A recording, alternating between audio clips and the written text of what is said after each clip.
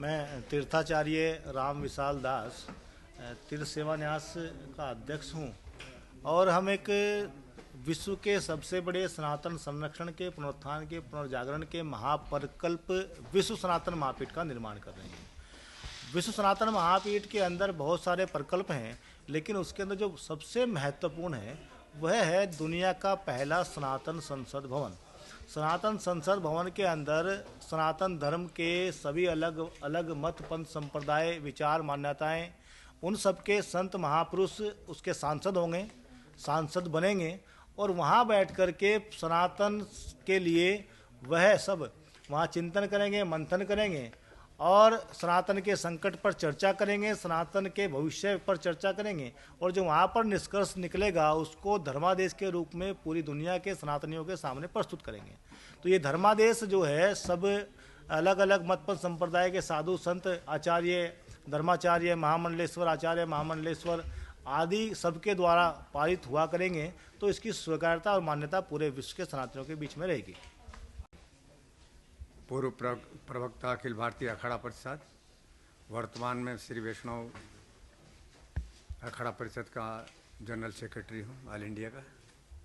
और आज जो विश्व सनातन महापीठ के विषय में हमने प्रेस की, उसका उद्देश्य यही है कि हिंदू जगत को, सनातन जगत को हम एक सशक्त, मजबूत, जो हम में हमारी उदारता के कारण, हमारी दयालुता के कारण, हमारे विनम्र स्वभाव के कारण जो हम में बहुत सारी कमजोरियां आने लगी थी, उन कमजोरियों को चाहे वो रोजगार के माध्यम से हो, चाहे वो शिक्षा के माध्यम से हो, चाहे वो टेक्निकल कला के माध्यम से हो, चाहे वो अपनी प्राचीन रोजगार पद्धति के माध्यम से हो।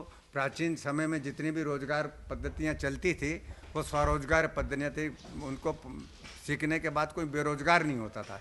लेकिन लॉर्ड मैकाले की जब से शिक्षा आई तो ये एक बेरोजगारी समस्या उत्पन्न हो गई है, तो वो भी इसके माध्यम से हम दूर करना चाहते हैं।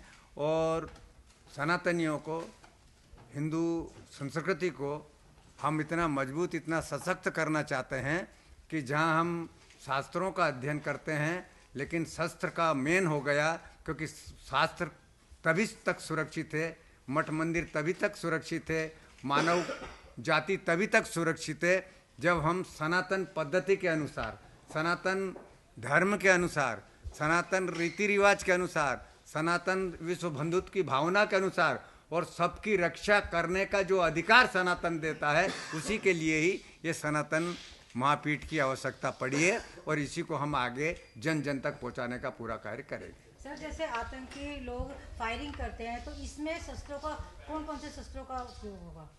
नहीं, देखिए, अब हम आतंकी, इसके लिए जितने आतंकी लोग हैं उनके लिए हमारी सरकार सक्षम है। आपने सर्जिकल स्ट्राइक देखी थी, उन्होंने करी है। लेकिन हम जो उन जिहादियों के लिए जो समाज में विचारधारा के नाम से एक जहर बोते हैं और सर तन से जुदा करने की बात कहते हैं, ऐसे लोगों का मुकाबला कैसे किया जाए, ऐसे मतलब समशक तैयार करेंगे ताकि वो एक समाज के लिए नहीं है। अगर उसमें किसी भी समाज का हो तो उसकी रक्षा करना का धर्म हम सनातनियों का है। ये जो आप जैसे इस्कॉन है वो लाइफ मेंबर बनाती है, हाँ। तो 20-22 करोड़ तो जो आपका हिंदू है बहुत संपन्न है, हाँ। उनके लिए कुछ ऐसा प्रबंध करिए कि आपके लाइफ मेंबर वो बन जाए। हम पूरा 10,000 हो, 5,000 हो, 20,000 मेरी बात को अन्यथा नहीं लिए। मैंने बाबा रामदेव के लिए इसीलिए कहा था। बाबा रामदेव को मैं बचपन से जानता था, क्योंकि मैं उससे कम से कम 25 साल बड़ा हुआ और शुरू से मैं बहुत है उम्र में। लेकिन कारण है ना कि बाबा रामदेव ने बिल्कुल अपना जीवन एक सड़क से स्टार्ट किया था और आज 1 लाख करोड़ की बात कर प्रयत्न से किया ना। और जब वो बात करता था मंच पे कहते थे तो हम ये जो आपने कहा ना, ये कहाँ से लाओगे आप, इतनी बड़ी बात कहाँ से करते, सब 200 करोड़ की बात करी थी बाबा रामदेव ने।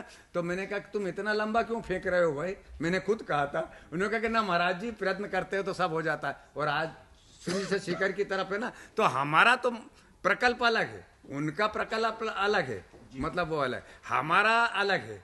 हमारे और उसमें जमीन आसमान का अंतर है। और हमारे लिए वो 20-22 करोड़ लोग हैं जो हमारी फसल है, अगर हम सही संदेश उनको देंगे तो वो हमें 1% नहीं 101% पूरा सहयोग करेंगे। और आप 100 एकड़ की नहीं बल्कि वो 1000 एकड़ में भी बन सकता है। को जैसे सनातन के 4 पीठ हैं, उसमें से एक आयुर्वेद जो सनातन को भी और स्पोर्ट्स को भी आगे बढ़ा सकता है। इवन स्पोर्ट्स को नहीं, हमारे आने वाले युगों को भी आगे बढ़ा सकता है। तो इसी माध्यम से मैं जुड़ा हूँ महाराज जी से कि उसका बेनिफिट स्पोर्ट्स भी ले और इसके साथ साथ पूरा देश ले। सर, कोई एक ऐसा मैसेज जो आप युवाओं को देना चाहेंगे? क्योंकि आजकल जितना ड्रग्स और हमारे जितने यूथ हैं और टूवर्ड्स अल्कोहल और बहुत सारी गलत चीज़ों में जुड़ रहे हैं, जैसे आज के टाइम में सोशल मीडिया पे बहुत लंबा टाइम व्यतीत करना, उन सब चीज़ों को छोड़ के लोग किसी भी स्पोर्ट्स में इंटरेस्ट लें। खाली क्रिकेट नहीं, क्रिकेट तो बहुत आगे बढ़ चुका है, बट अब आगे और स्पोर्ट्स में इंटरेस्ट लें। और जब मैंने बोला था माध्यम से, मीडिया के माध्यम से बोलना चाहता हूँ कि आगे जो मेडल टैली हमारी है ओलंपिक की, वो सिर्फ 5, 6, 7 पे ना रह के आगे वो 20, 25 या 50 पे जाए।